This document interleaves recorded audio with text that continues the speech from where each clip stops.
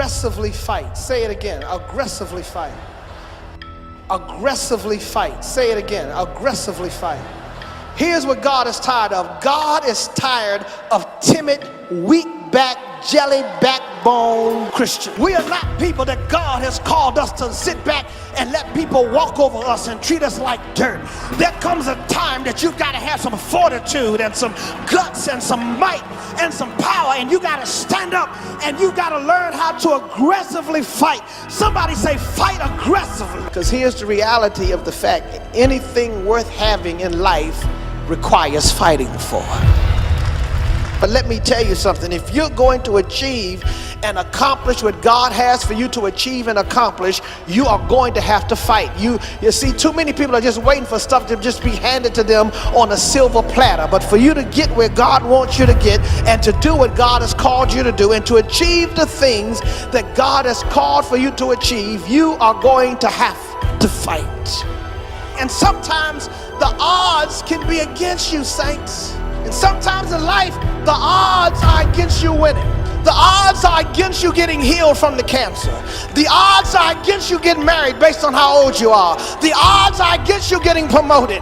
But I like being in a situation when the odds are against me. Because when the odds are against you, you are a candidate for God to step up on your side.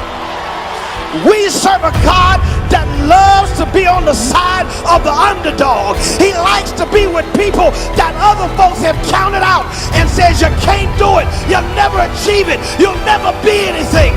God likes to help people who other folks have counted out. You don't be surprised when you got drama on every side. Drama at home, drama on your job, drama on your neighbors, drama at church. Don't be surprised. Anticipate a fight.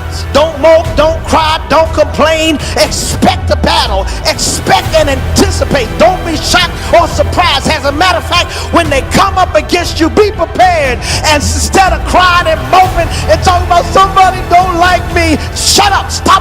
Just shut up. Stop complaining.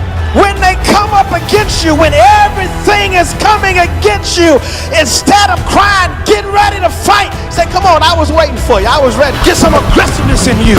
Get some determination in you. Get a made-up mind that nobody gonna keep me from getting a job. Nobody gonna keep me from getting promoted. Nobody gonna keep me from saving my house. Nobody gonna keep me from sparing my children. I'm gonna do what I need to do to be aggressive. So I ask the thousands of you who are here and the millions of you who are listening around the world, have you been knocked down? I have a word from heaven today. Get up! Have you been knocked down by a bitter divorce? Have you been knocked down by the betrayal of a dear friend? Have you been knocked down by the death of someone that you love dearly? Have you been knocked down by fighting a deadly disease? Have you been knocked down by a financial crisis? Have you been knocked down by a business reversal that you couldn't stop? Have you been knocked down by a sudden tragedy that struck your family out of the blue like lightning out of heaven?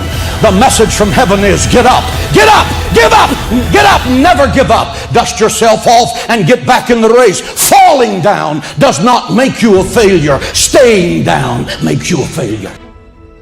Listen to this and write it down if you can't remember it. You're never going to outgrow warfare. You simply must learn to fight. I hear people saying to me all the time, oh, when is it going to get easier? When you die.